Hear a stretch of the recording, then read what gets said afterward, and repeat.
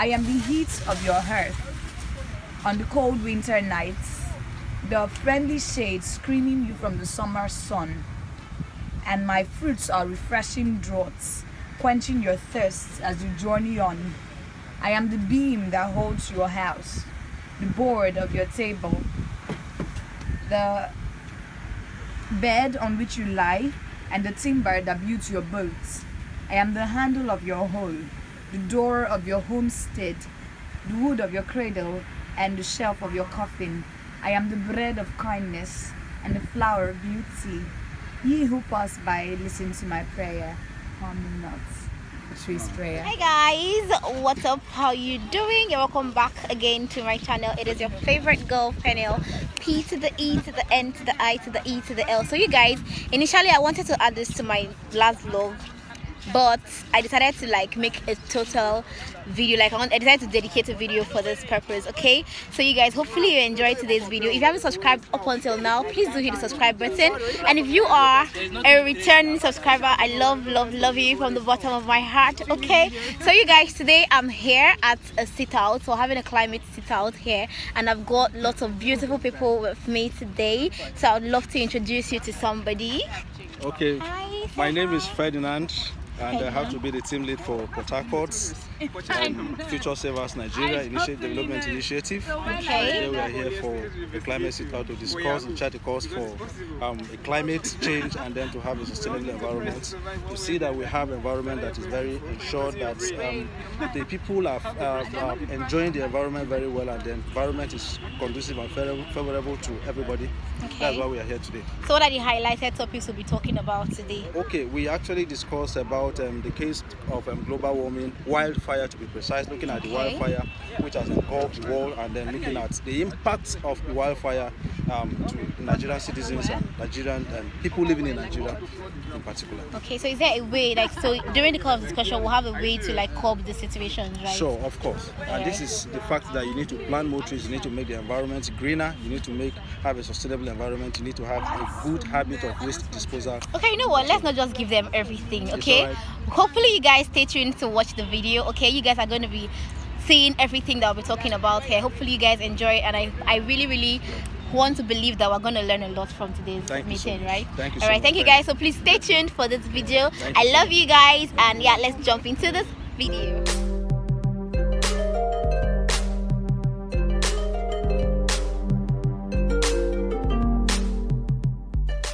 Wildfire is a large destructive fire that spreads quickly over woodlands or bush. A wildfire is an uncontrollable fire in area of combustible vegetation, occurring mainly in rural areas. Okay, I studied engineering, so I have this engineering thing inside my head. For us to have fire, three things must be present. You need a fuel, an ignition source, and you need combustible materials. These three things must be present for there to be fire. So it's almost impossible for you to say there's wildfire here, because all you are seeing here is body of water. Yeah. But if you have things that can burn, though there are still some things here that can burn, but it won't really be called wildfire exactly. Yeah. So you see wildfire in areas where you have large vegetations, because plant sources are combustible materials. They contain some amount of fuels in them. They are combustible. So most times when you see wildfire, you see it in heavily forested regions. That's why you get to see cases of wildfire. Now, causes of wildfire. The major causes of wildfire are dry climate, like what we're experiencing now. The world all over is experiencing dry climate all over. In the poles where you usually have ice, the ice are melting away, giving place to just dry areas instead of wet and cold as it used to be. Lightning, yes, this is one of the natural way that's not man-made, natural. When the leaves are dry, the forests are dry, in dry regions like Africa, for example, and there's heavy lightning, it's very possible it can start up a fire. And if the leaves are dry, the winds blow within this period so much, it just blows up that way, and it ignites continuously. Before you know, the fire is gets uncontrollable. Then volcanic eruption. Molten magma is very hot. That as soon as it comes in contact with anything, as far as that thing is combustible, it ignites, fire starts. So these are the major causes, effects of wildfire. Now, the major effects of wildfire comes from the emissions we get from these combustible materials when they are burning. Most of these stuffs, plants, they are all organic, of course. The organic sources. When they burn, they release a whole lot of gases. So much amount of gas. And since they are all carbon-based, substances, there's high amounts of CO2, carbon dioxide, carbon monoxide, and other gases that support global warming. Greenhouse gases. CO2 is one of the chief causes of global warming. There's more emissions of these gases into the atmosphere, and it causes increase in temperature of the earth, which is one of the reasons why we are experiencing the heat waves we are experiencing presently in Africa. Yeah. Port Harcourt is usually not this hot. Yes. Though I don't stay here, but from what I know, this is the south. It rains here often, but the rain have not come much. I think it's only fell just recently. Yeah, this year, just once. Yeah. And it's as a result of this emission that goes into the atmosphere. Going into the atmosphere, it increases the temperature of our surrounding, and we are all suffering it. But I must say, this is as a result of our own actions. It's not like the earth just chose to get hot all of a sudden, or the sun decided to get hotter than it used to be. No, it's our actions and our inactions that are contributing to what we are getting now. We have other organic materials and nitrogen oxide that form ozone and organic particulate matter. In pH example, like we're sitting, I don't know if we can something like that. Okay. Black suit. Now, you see Yeah, my black hand. suit. Guy on the phone just Now, said, compare please this to- talk about black suit and offer solutions, please. If you look at it, Soot. Now this is as a result of organic substances they are burning. Because you have cases of oil bunkering, illegal refineries in the creeks, and even the refineries we have, because the processes are not efficient. We have this culture, this poor maintenance culture in Nigeria where we don't maintain our equipment. So it's obvious that if a refinery has been running for years without maintenance, what do you expect? It will not refine crude efficiently. Yeah. And if it's not refining efficiently, you are going to be having raw materials or not fully processed substances coming out of your product, and even from the flares. So this all contributes to increase in carbon content of the atmosphere. And like I said, carbon compounds give rise to what? Production of more carbon dioxide, which is not good for our atmosphere because it leads to increase in heat waves. It leads to increase in harsh weather conditions. It's a greenhouse gas. Then, in addition, the formation of other pollutants as the air is transported can lead to harmful exposure for population. Yes, our air gets polluted with other substances from the burning of these trees and combustible materials when the fire starts up. The environment gets polluted because air has to travel around. We keep inhaling so many things we don't even know. Good afternoon. You see, everything in nature exists together in a delicate balance, but the activities of man are conspicuously affecting this balance with the potentially devastating consequences for the future. Now, I believe there are things we can do about this, which is, even if not at the largest scale, I believe in the butterfly effect. The chaos theory, which says that tiny incremental changes that builds up over time within dynamic systems will trigger monumental alteration. So what are those little things we can do? One, to reduce the humidity to increase the humidity of the environment. I think we can start by the commonest thing we do in our home, which is to stop using incandescent bulbs. You understand? You see, everything around you has a constant that follows them, a constant that is called, a natural constant they call their flash point. That flash point is actually a temperature beyond which the material will catch fire, even the human bones. You understand? So, and humidity is part of the factors that define the flash point, or can actually define the temperature of an environment. Yeah. So we can start by using fluorescent bulbs, not incandescent bulbs. I believe we all know the difference. The fluorescent bulb says more energy and it lasts longer, coupled with the fact that lower emissions. You understand? So, and secondly, there's what we call carpooling. Carpooling means that it is not in all cases when you have a drive, when you have a ride now, you are mobile. It's not in all cases that you put your car on the street. The truth is that even the movement of cars, they produce heat, and not only heat, they also release gases into the environment. Now, thirdly, I must say, we should also try to educate the people around us, either through content writing. Instead of us relying heavily on fossil fuel, it will be difficult for our country, Nigeria, because everything we do in Nigeria is crude oil. Our economy is living, so it's like it's standing solely on the oil industry. So instead of us even looking at natural gas, which is it's a good option, we have large reserves of it, of natural gas, in trillion of cubic feet of it. But still, I'm still of the opinion that we look at developing countries, see where their research is looking to, the direction that the research is going to. They are looking at bio sources now. But the issue I have, my own contention with bio sources is how do we restore the resources we are using? Nigeria, we are still. But in Nigeria, yeah, we have lots of waste already. In fact, everywhere in Nigeria is like It's waste already. exactly, it's waste already. So if we can look for, it's not like we don't have intellectuals, those who have these ideas on how to convert this waste, seeming waste, Yeah. to useful sources of energy. Yeah. We can do that.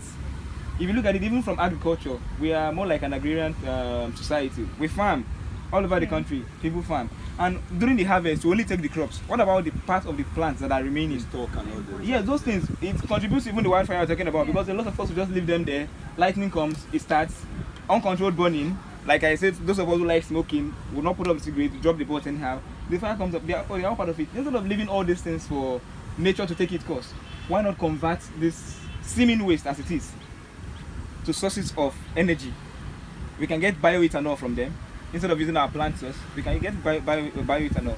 What we need to do is just take these plants to the lab, this waste to the lab, synthesize it and see, okay, which one is feasible, where we can get useful sources of energy. And that way we can reduce the consumption of fossil fuel.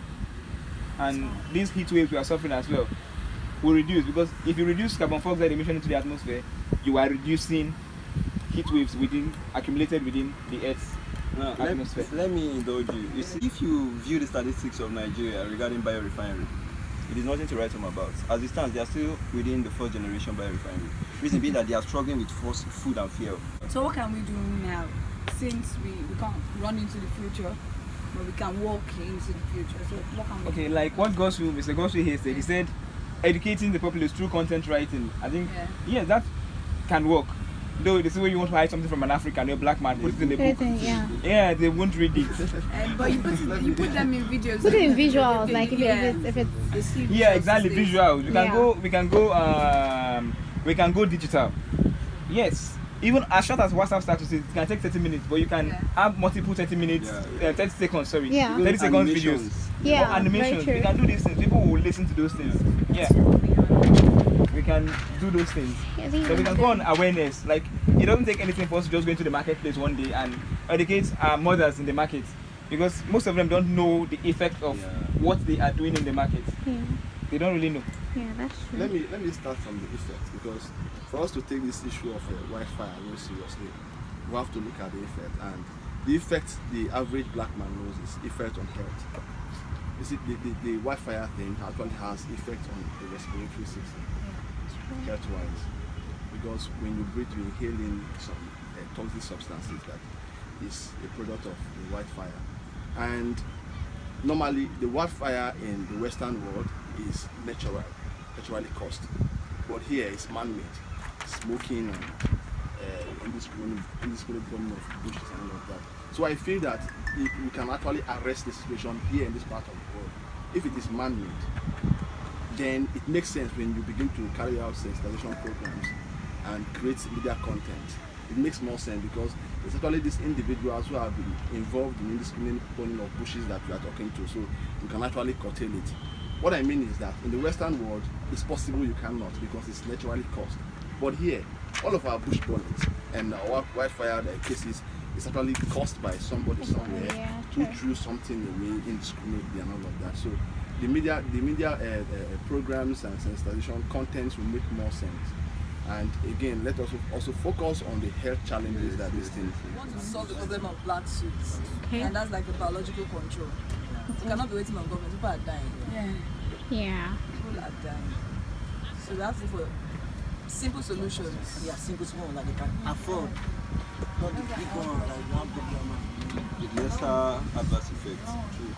Yeah, but not just the aloe vera that combats PM 2.5, particulate matter. The idea is that while this tree here filters air, aloe vera does it 9 times over.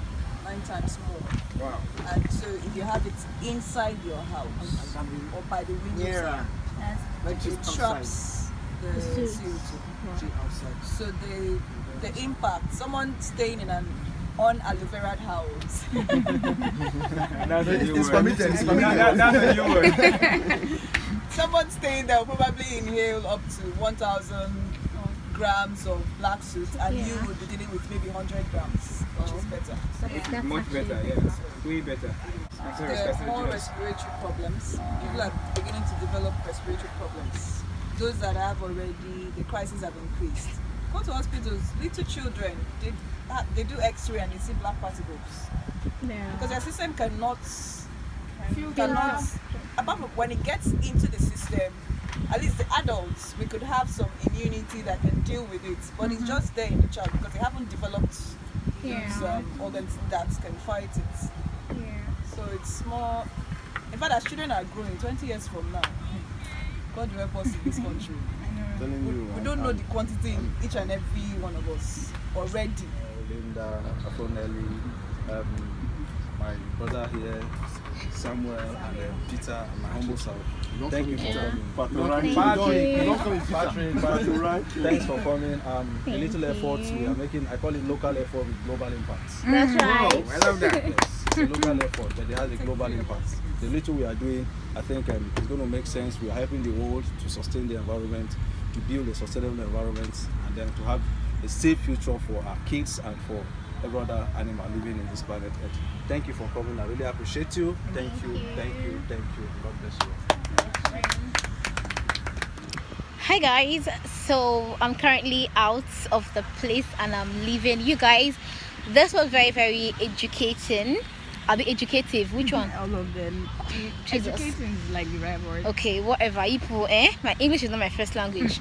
We should not be angry. But yeah, I really enjoyed the talk we had. Like guys, one thing that was very striking to me, one thing that I'm going home with, like if you wake me up now and ask me what's the thing you learned from her, I actually learned that with aloe vera, guys, we can curb black suits in everywhere, like especially in Port Harcourt. We live in Port Harcourt, you know that we live, we wine and dine with black suits. Okay, black suits is something that we can't even talk about again. And you guys, it's very detrimental to our health, our lungs, as in like you guys.